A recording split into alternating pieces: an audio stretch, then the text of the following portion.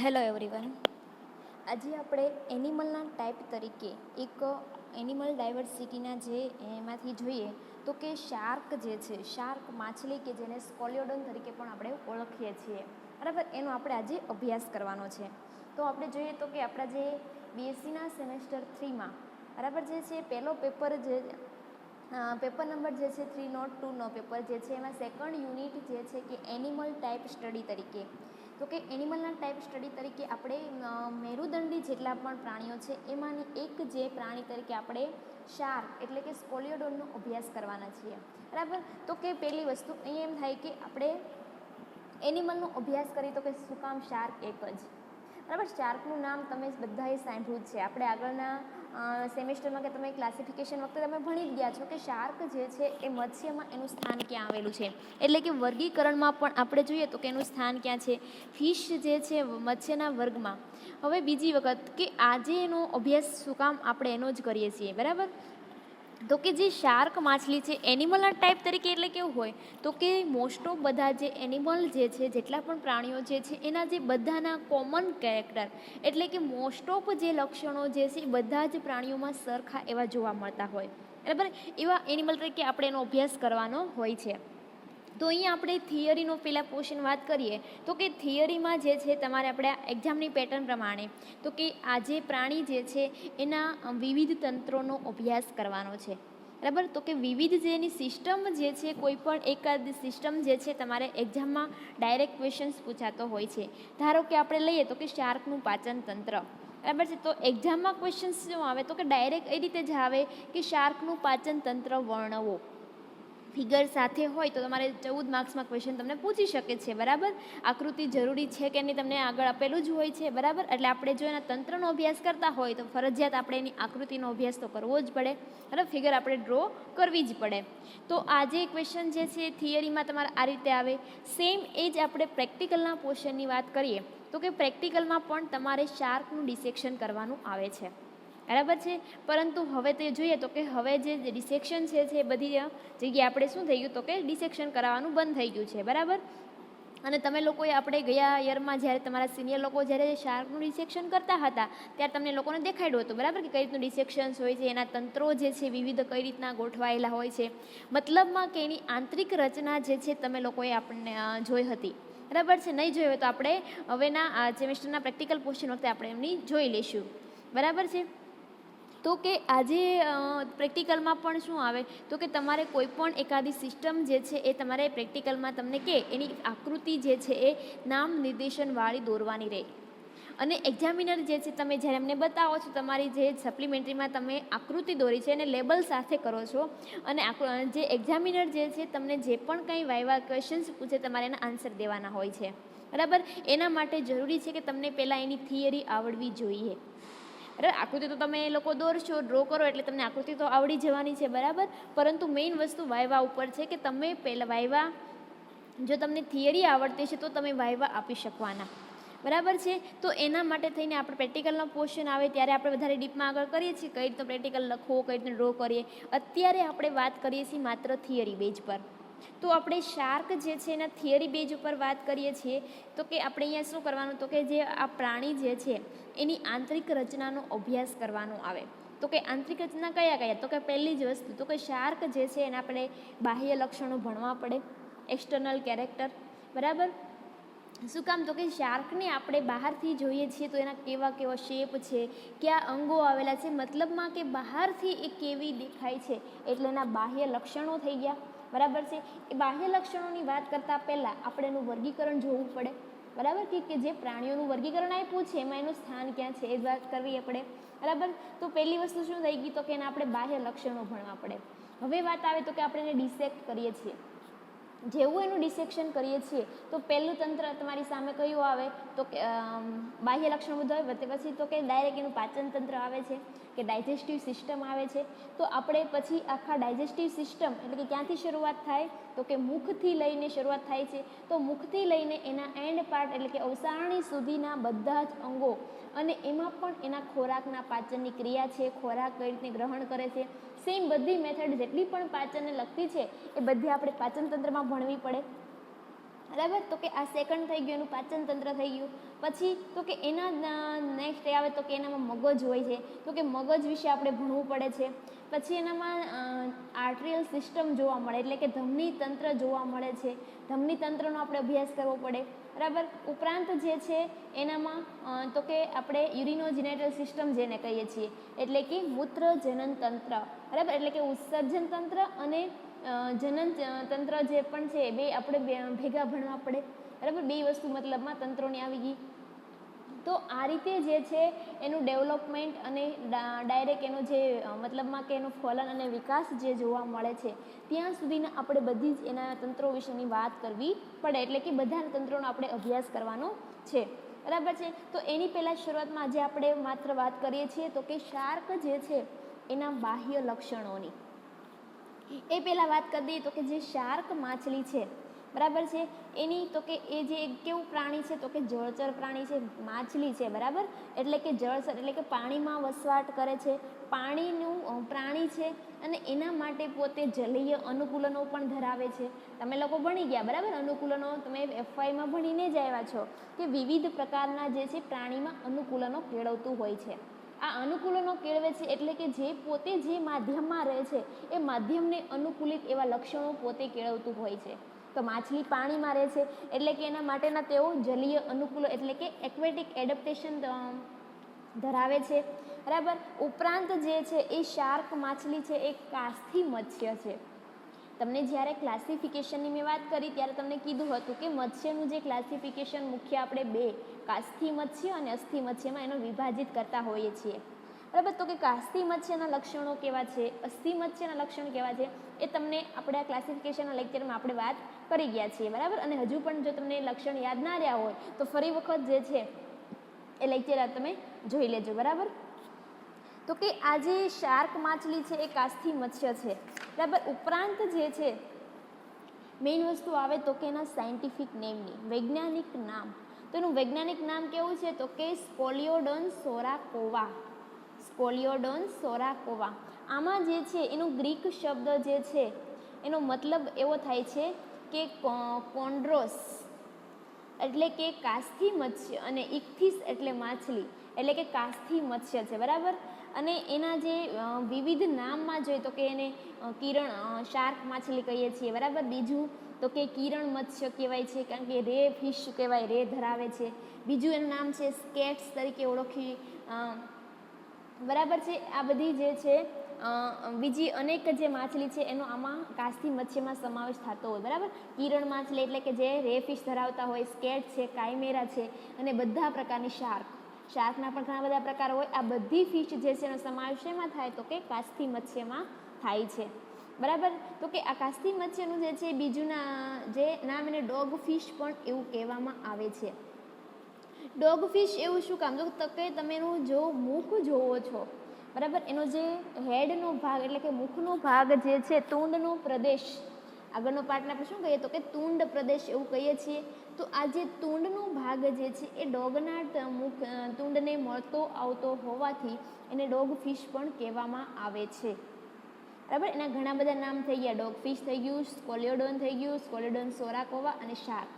તમને કોઈ બી નામ પૂછે તો આપણને ખબર હોવું જોઈએ. તમને એમ પણ પૂછી શકે કે ડોગ ફિશ શું કામ કહેવામાં આવે છે, તો કે ફરી વખત શું કામ તો કે જે શાર્ક માછલીનો તુંડ પ્રદેશ છે એ કૂતરાના તુંડ પ્રદેશને મળતો આવતો હોવાથી તેમને ડોગ ફિશ પણ કહેવામાં આવે છે, બરાબર. હવે એને જે આપણે જે અહીંયા ભણીએ છીએ તો કે સોરાકોવા, સોરાકોવા જે છે એક તમિલ ભાષા ઉપરથી આવેલો શબ્દ છે એટલે કે એનો મતલબ થાય કાળી શાર્ક, બ્લેક શાર્ક, બરાબર. એનો મતલબ જે છે એ રીતનો થતો હોય છે એટલે એને નામ જે છે સોરાકોવાનું થાય છે તો કે કાળી શાર્ક એવું. તો કે હવે પહેલાં આપણે એનું જોઈએ તો કે વાત થાય આપણે પહેલાં શું આવે તો કે વર્ગીકરણ જોવું પડે શાર્કનું, બરાબર. તો કે વર્ગીકરણમાં તો કે પહેલી જ વસ્તુ તો કે સૃષ્ટિ આવી, તો કે સૃષ્ટિ કઈ આવી તો કે પ્રાણી સૃષ્ટિ આવે, બરાબર. એનિમાલી આવે.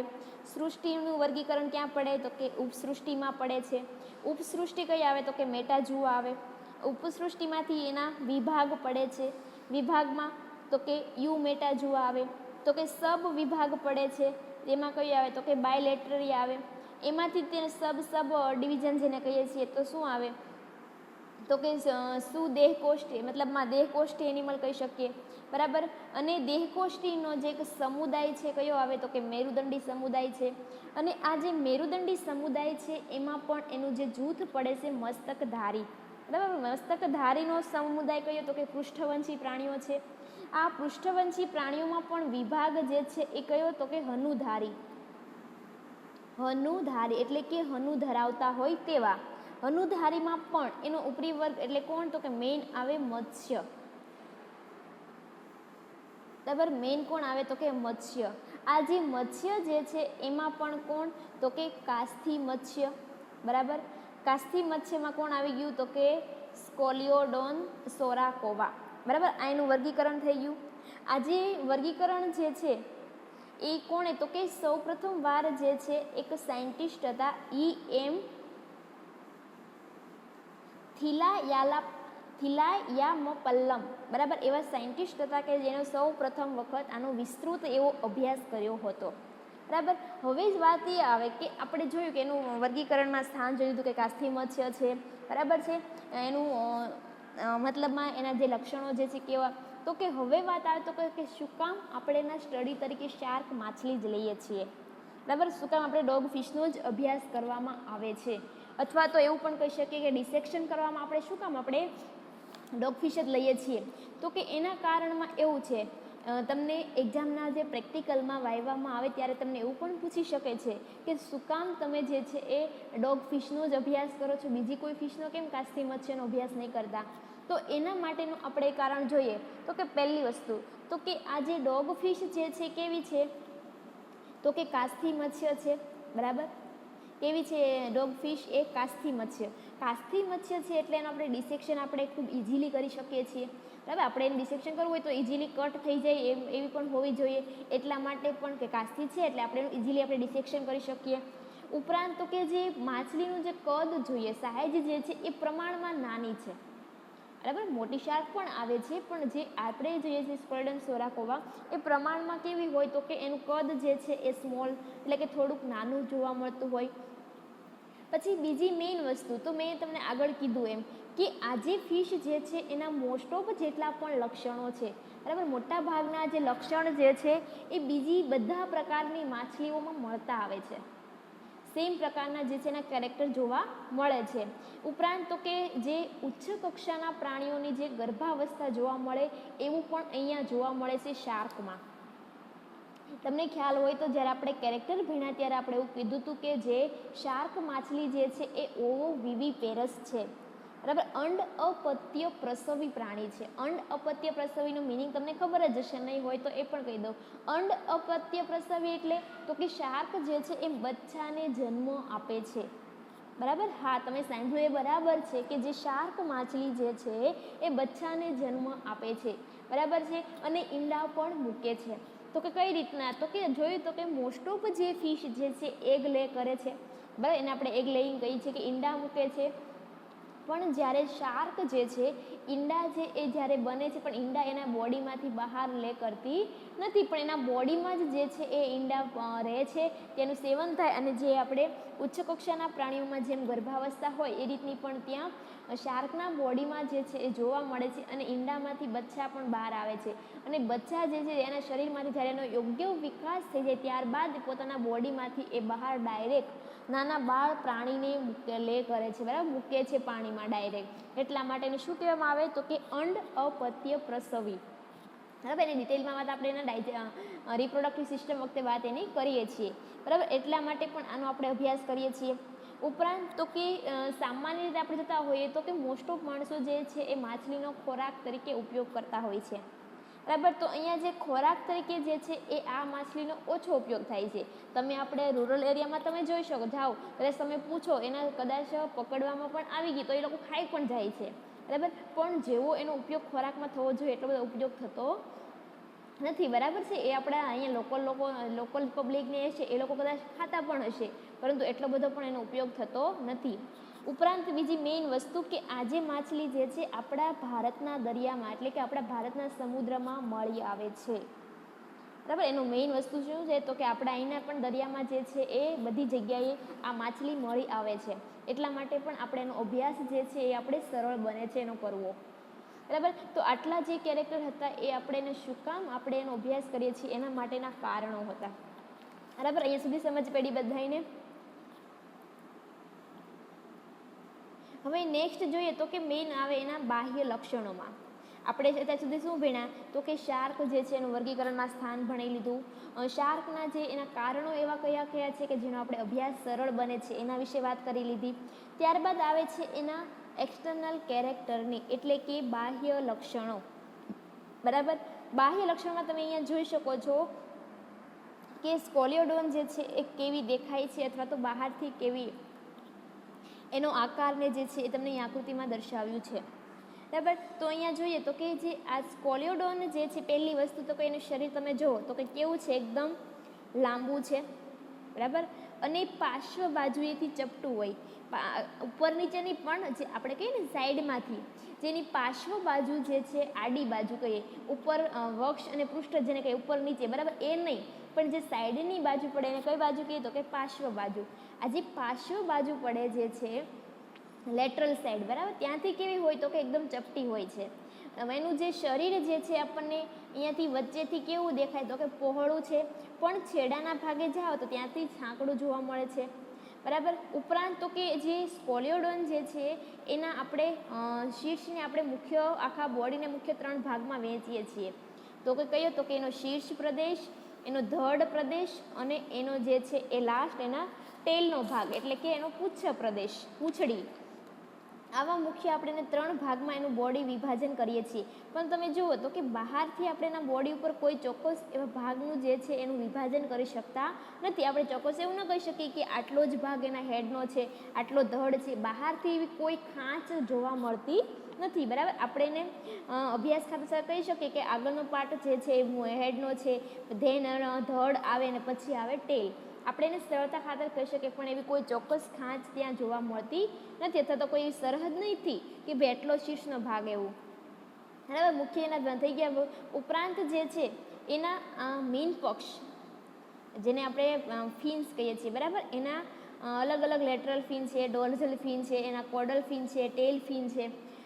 અલગ અલગ જે મીન પક્ષો જે છે એના મદદથી પણ આપણે એને 3 પાર્ટમાં આપણે એને વહેંચી શકીએ છીએ. બરાબર. એવા 3 ભાગમાં આપણે એને ડિવાઈડ કરી શકીએ કે એના મીન પક્ષોના આધારે.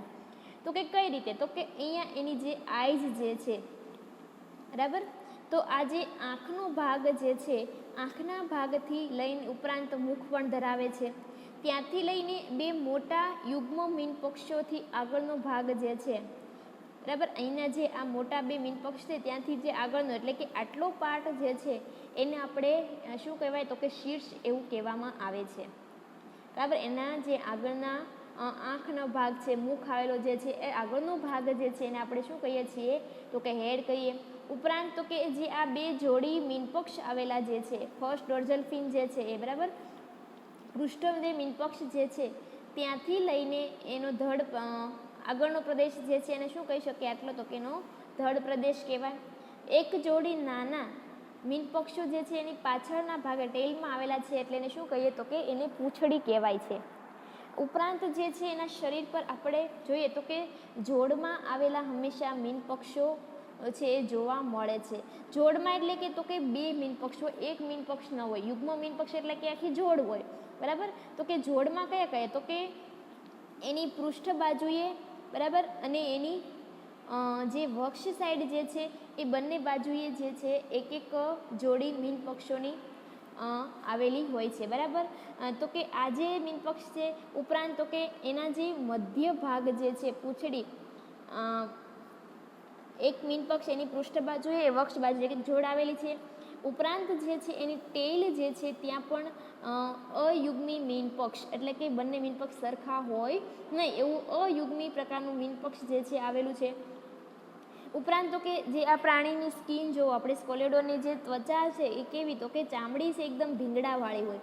બરાબર. એના ભીંગડા કેવા પ્રકારના છે એ બધું આપણે આગળ ઉપર ભણીએ છીએ. બરાબર. મીન પક્ષીઓના પણ અલગ અલગ પ્રકાર આવે છે કે મીન પક્ષીઓ કેવા હોય એનો પણ આપણે આગળના લેક્ચરમાં એનો અભ્યાસ કરીએ છીએ. ત્યારે આપણે એટલું યાદ રાખીએ કે આટલા મીન પક્ષી છે જોડમાં આવેલા હોય. પૂંછડીનું મીન પક્ષ છે અયુગ્મ પ્રકારનું છે. એની સ્કિન જે છે ત્વચા છે એ ભીંગડાથી બનેલી, બરાબર, ભીંગડાયુક્ત અને ચીકણી જોવા મળે છે. બરાબર. ભીંગડા કેવા પ્રકારના છે બધું આપણે આગળ જોઈએ છીએ. એ રીતની હોય છે. ઉપરાંત જે છે એ મેઇન વસ્તુ કે એનો રંગ, પ્રાણીના બોડીનો રંગ કેવો જોવા મળે છે, તો કે એનો રંગ જે છે આપણને એની આ ઉપરની સાઈડ જોઈએ તો એકદમ કેવો જોવા મળે, ઉપરની સાઈડ જે છે એકદમ ઝાંખો કાળો, એકદમ આપણે કહીએ લાઇટ એકદમ બ્લેક કલર જોવા મળે તો એવો ઝાંખો કાળો છે. અને જે નીચેની સાઈડ જે છે એ એકદમ ફિકાશ પડતો સફેદ, આમ પ્યોર આપણે જે કહીએ એવો સફેદ નહીં પણ આમ ફીકો હોય એવો સફેદ છે એ જોવા મળે છે. બરાબર છે. આવો જે છે એનું બોડીનું મેઇન વસ્તુ જે છે એ શેપ અને બધું એનો આ રીતની રચના જોવા મળતી હોય છે. એની આપણે ડિટેલમાં વાત કરતા જઈએ તો પહેલી વસ્તુ મેઇન લઈએ આપણે હેડ રિજન. તો કે શીર્ષ જે પ્રદેશ છે તો કે આ એનું માથું જે છે કેવું, તો કે પૃષ્ઠવક્ષ બાજુએથી ચપટું હોય, ઉપર નીચેની બાજુ કેવું છે એકદમ ચપટું છે.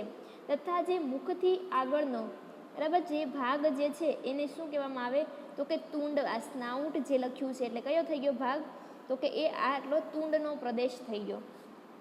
બરાબર. અને મેં કીધું હતું કે આ તુંડ જે છે કેવું છે તો કે કૂતરાના તુંડને મળતું આવે છે, એનો દેખાવ એવો છે એટલા માટે આપણે એને શું કહીએ છીએ તો કે ડોગ ફિશ પણ કહીએ છીએ. ઉપરાંત જે છે એનું મુખ જે છે, માઉથ લખ્યું, બરાબર, મુખ જે છે કેવું છે તો કે એ શીર્ષની વક્ષ બાજુએ નીચેની બાજુએ છે આપણને મુખ જોવા મળે છે.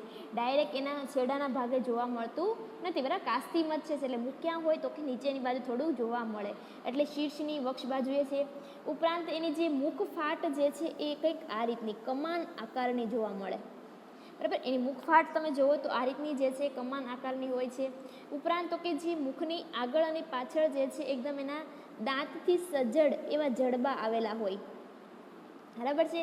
અને મુખફાટના જે બંને છેડાના ભાગે જે છે દાંત આવેલા છે જડબામાં. બરાબર. ઉપરાંત છેડાના ભાગે જે છે ઓઠ જેવો માંસલ હોય, ઓઠ જેવી રચના નથી પણ એવો ભાગ માંસલ એવી રચના જોવા મળતી હોય છે. ઉપરાંત તો કે આ જે મુખફાટ છે એની બંને પાર્શ્વ બાજુ એટલે કે બંને સાઈડમાં એક જોડ જે છે એ આંખ આવેલી હોય અને ઉપર નીચે એમાં બે ગતિશીલ હોય એવા આઈલિડ્સ એટલે કે પોપચા પણ ધરાવે છે, ઉપર નીચે થઈ શકે તેવા. ઉપરાંત જે છે એ આંખની અગ્રધાર જે છે, બરાબર, આંખની જે અગ્રધાર જે છે ત્યાં તો કે ઉપર તરફ પ્રસરી શકે એવો પારદર્શક પડદો આવેલો હોય. બરાબર. શું કહેવાય ને, નિક્ટિટેટિક મેમ્બ્રેન એવું કહેવામાં આવે એવો પારદર્શક જે છે એકદમ પડદો જોવા મળે. ઉપરાંત તો કે એની આંખની જે રચના જે છે એ આંખની કીકી કેવી તો કે સાંકડી અને ઊભી કંઈક આ રીતની. બરાબર. આ રીતની જે એની કીકી જે છે સાંકડી અને ઊભી જોવા મળતી હોય છે. ઉપરાંત તો કે આ જે તુંડનો છેડો છે અગ્ર બાજુએ ત્યાં તો કે એક જોડ અને ત્રાંસા ગોઠવાયેલા નસકોરાના છિદ્રો આવેલા હોય. આ રીતનું જે છે એનો તુંડનો પ્રદેશ ત્યાં તો કે આ રીતના એક જોડ બંને સાઈડ હશે, ત્રાંસા અને ગોઠવાયેલા નસકોરાના છિદ્ર આવેલા છે. જે છે એની સ્કિન જે છે એની પાતળી ગડીથી આગળની બાજુએ સહેજ ઢંકાયેલા રહે છે. આમ તો ઉપર આમ ગડી એની સ્કિનની આવેલી હોય એવું લાગે છે. બરાબર. આ જે નસકોરા જે છે એના મુખ ગુહામાં ખુલતા નથી. બરાબર. આપણે જોઈએ તો કે જે નસકોરાની રચના જે છે ક્યાં ખુલતા હોય સામાન્ય રીતે તો કે મુખ ગુહામાં ખુલતા હોય, પરંતુ આ નસકોરા જે છે મુખ ગુહામાં ખુલતા નથી. પરંતુ માત્ર ને માત્ર એનું કામ શું તો કે ગંધ જે છે એ ગ્રહણ કરવાનું જ કામ કરે છે. કોઈ પણ સ્મેલ જે છે, બરાબર, ગંધ જેને કહીએ છીએ, માત્ર એ ગ્રહણ કરવાનું કામ કરે છે. એનો કોઈ જે છે શ્વસનમાં ફાળો હોતો નથી. શ્વસન છિદ્ર હોવા છતાં એ પોતે કોઈ એનો ફાળો છે નહીં શ્વસનની ક્રિયામાં. ઉપરાંત જે છે એ તો કે આ જે આંખની પાર્શ્વ બાજુ જે છે ત્યાં મીન પક્ષીઓ પાછે આવેલા 5 જોડ ઝાલર ફાંટો જોવા મળે છે. અહીંયા જે ગિલ ક્લેપ લખ્યું ને 1 થી 5 જોડમાં સાઈડમાં જે છે આંખની પાર્શ્વ બાજુ સાઈડમાં આપણને 5 જોડ છે એ ઝાલર ફાંટો આવેલી હોય છે. કે આ ઝાલર ફાંટો જે છે ડાયરેક્ટ ઝાલર ગુહામાં એટલે કે જે બ્રાન્કિયલ પાઉચ જે છે, બરાબર, એ પાઉચમાં થઈને એ કંઠ નળીમાં ખુલે છે. આ ગિલ સ્લિટ જે છે બરાબર, ઝાલર ફાટ જેને કહીએ છીએ એ ઝાલર ગુહામાં થઈને કંઠનળીમાં ખુલતા હોય છે. તો આટલી રચના એના હેડ રિજિયનમાં જોવા મળી. કઈ કઈ ફરી વખત બોલું છું. હેડ રિજિયનમાં તો કે આગળનો એનો તુંડ પ્રદેશમાં આવેલા નસકોરાના છિદ્રો છે, એની આ એક જોડ આવેલી આંખ છે, વક્ષ બાજુએ મુખ છે, મુખમાં જે છે એ દંતયુક્ત એના જડબા જોવા મળે છે બરાબર. દંતયુક્તની પંક્તિ આવેલી હોય, એ રીતના આગળ જોઈએ કે કઈ રીતની હોય, એમાં એને આવેલા છે એવા જડબા. ઉપરાંત જે છે એ 5 જોડમાં ઝાલર ફાટો જોવા મળે છે બરાબર. આટલું જે છે એના હેડ રિજિયનમાં છે એ જોવા મળતું હોય છે. ત્યારબાદ જોઈએ તો કે હવે એનો ધડ પ્રદેશ બરાબર. ધડ પ્રદેશ કેવો તો કે જે આ હેડ જોયું આપણે, હેડની પાછળનો ભાગ એટલે એને શું કહીએ આપણે, ધડ કહેવાય છે. કે એની શરૂઆત ક્યાંથી થાય તો કે જે 2 મોટા પંખા આકારના મીનપક્ષોથી શરૂઆત થઈ જાય છે, અને આ જ એનું મીનપક્ષને શું કહેવામાં આવે તો કે સ્કંદ મીનપક્ષ. સ્કંદ પ્રદેશમાં હોવાથી એને શું કહીએ છીએ આપણે, સ્કંદ મીનપક્ષ બરાબર. એક જોડ પેક્ટોરલ ફિન, એને શું કહેવામાં આવે તો કે આ જે છે એ પેક્ટોરલ ફિન, એક જોડ પેક્ટોરલ ફિન આવેલા છે, ત્યાંથી જે આ ધડની શરૂઆત થાય છે. અહીંયાથી તમે જુઓ તો કે ક્રમશઃ જે છે પ્રાણીનું શરીર અહીંયાથી ભાગ પહોળું થતું જાય છે બરાબર. આ રીતે તમે જુઓ તો કે આ ભાગ જે છે વધારે પડતો કેવો તો કે પહોળો થતો જાય છે બરાબર, અને થોડુંક ગોળ રાઉન્ડ શેપમાં પણ બનતું જાય છે. ઉપરાંત તો કે ધડના જે બીજે છેડે જે છે વક્ષ બાજુએ આવેલા જે નાના અને પંખા જેવા આકારના એક જોડ મીનપક્ષો, એને શું કહેવામાં આવે તો કે નિતંબ મીનપક્ષ. એટલે કે નિતંબ પ્રદેશમાં હોવાથી એને શું કીધું, નિતંબ મીનપક્ષ, અથવા જેને આપણે કહીએ પેલ્વિક ફિન્સ પણ બરાબર. સ્કંદ પ્રદેશમાં આવેલા જે છે એ કયા થઈ ગયા, પેક્ટોરલ ફિન્સ, સ્કંદ મીનપક્ષ, અને પાછળના નિતંબ ભાગમાં આવેલા છે એટલે કે નિતંબ મીનપક્ષ, જેને આપણે પેલ્વિક ફિન્સ પણ કહીએ છીએ બરાબર. આ જે 2 પેલ્વિક ફિન્સ આવેલા જે છે, નિતંબ મીનપક્ષો જે છે આવેલા બરાબર, એની વચ્ચેના ભાગે જે છે એક અવસારણી છિદ્ર ખુલ્લે છે બરાબર. અહીંયા શું આવેલું છે, અવસારણી છિદ્ર. આ બંને મીનપક્ષની વચ્ચેના ભાગે જે છે એ અવસારણી છિદ્ર આવેલું હોય. ઉપરાંત તો કે પાચન છે, પ્રજનન છે, ઉત્સર્જનના માર્ગ પણ આ બધા ક્યાં એકઠા થાય તો કે આ અવસારણીમાં એકઠા થાય છે, અને અવસારણી છિદ્ર ડાયરેક્ટ એના બોડીની બહાર ખુલતું જોવા મળે છે બરાબર. ડાયરેક્ટ ક્યાં હોય તો કે એના શરીરની બહાર ખુલે છે. ઉપરાંત જે છે આ ધડમાં અહીંયા તમે કીધું કે લેટરલ લાઇન એવું લખ્યું છે બરાબર, પૃષ્ઠ મધ્ય રેખા કે જે એ આવેલી છે. ઉપરાંત એમાં 2 ત્રિકોણાકાર મીનપક્ષ કે જે ડોર્ઝલ ફિન્સ કહેવામાં આવે છે, પ્રથમ અને દ્વિતીય પૃષ્ઠ મીનપક્ષ, ફર્સ્ટ એન્ડ સેકન્ડ ડોર્ઝલ ફિન કહેવામાં આવે છે. ઉપરાંત જે છે એની અવસારણીની પશ્વ બાજુએ વક્ષ મધ્યરેખા પણ આવેલી છે, અને જ્યાં અયુગ્મ મીનપક્ષ એટલે કે વક્ષ મીનપક્ષ આવેલું છે, કે જેને તમે વેન્ટ્રલ ફિન કહી શકો, ડોર્ઝલ ફિન અને વેન્ટ્રલ ફિન બરાબર. એ રીતના 2 મીનપક્ષો પણ ત્યાં જોવા મળે છે. હવે એના જે ધડ પ્રદેશમાં જે છે આ રીતના પ્રથમ અને દ્વિતીય પૃષ્ઠ મીનપક્ષો પણ આવેલા હોય, અને અવસારણીની પશ્વ બાજુએ જે છે એ વેન્ટ્રલ ફિન એટલે કે વક્ષ મીનપક્ષ પણ જોવા મળે છે. આ જે વાત હતી કે અહીંયા જોવા મળે છે એની પાછળ લેટરલ લાઇન, પાર્શ્વીય રેખા જે આ એના મધ્ય ભાગે જોવા મળે, તો કે આ પાર્શ્વીય રેખા છે કઈ તો કે એના શીર્ષથી લઈને પૂંછડી સુધી બંને બાજુ એક ઝાંખી રેખા આવેલી હોય, અને આ રેખા જે છે બરાબર, આ રેખા એની પર જે છે એકદમ કહે ને કે સૂક્ષ્મ છિદ્ર જેવી રચના, આવી કંઈક રેખાની રચના હોય, સૂક્ષ્મ છિદ્ર જેવી રચના જે છે એ જોવા મળે છે. અને આ જે પાર્શ્વીય રેખા છે એના નીચેના ભાગેથી અંદરની સાઈડ જે છે એ એકદમ નલિકાઓ બધી પસાર થતી હોય છે બરાબર. અંદરને બહારથી આપણને સૂક્ષ્મ છિદ્ર જેવી રચના લાગે, પરંતુ અંદરથી એ નલિકા સાથે જોડાયેલી હોય, અને તે એક જાતનું વિશિષ્ટ સંવેદી અંગ છે. આની જે પાર્શ્વીય રેખા જે છે શું છે તો કે એક સંવેદી અંગ જે છે કે જેને પાર્શ્વીય રેખાંગ પણ કહેવામાં આવે છે બરાબર. આ જે પાર્શ્વીય રેખાંગ જે છે એ તો કે અગર બાજુએ શીર્ષમાં આવેલી જે નલિકા છે એની સાથે જોડાયેલી હોય, શીર્ષની નલિકા સાથે પોતે જોડાયેલી હોય છે, અને શીર્ષની નલિકા જે છે એ અનેક છિદ્ર દ્વારા આપણે અહીંયા પૃષ્ઠ બાજુએ ખુલે છે, અને આ જે પૃષ્ઠ બાજુએ જે છિદ્ર સ્વરૂપે ખુલે છે એને શું કહેવામાં આવે તો કે એને તુંબિકાના છિદ્ર એવું પણ કહેવામાં આવે છે, અથવા તો જેને આપણે એમ્પ્યુલરી પોર પણ કહીએ છીએ. કઈ રીતે? તો કે આ જે સૂક્ષ્મ છિદ્ર જે છે બરાબર, એ બધી નલિકા મારફત અહીંયા શીર્ષ પ્રદેશમાં ખુલે છે. અહીંયા શીર્ષના ભાગે જે છે નાના નાના તુંબિકાના છિદ્રો આવેલા હોય. અને તમે જ્યારે આ તુંડનો પ્રદેશ જ્યારે તમે પ્રેસ કરો છો એને બરાબર, તો એમાંથી આપણને કંઈક વ્હાઈટ પોર, નાના નાના પોર લાઈક રચના જોવા મળે, બહાર આવે. જે માધ્યમ અરે જે કંઈ પણ આમાં પ્રવાહી પદાર્થ બહાર આવે એને તમે સ્લાઇડ પર લઈને જ્યારે માઇક્રોસ્કોપમાં જુઓ તો તમને ત્યાં એની રચના જોવા મળે, એમ્પ્યુલા ઓફ લોરેન્ઝીનીની. બરાબર, આજે બરાબર જે એમ્પ્યુલા ઓફ લોરેન્ઝીની છે એને રચના જોવા મળે છે. ક્યાં હોય? તો કે એના તુંડ પ્રદેશમાં.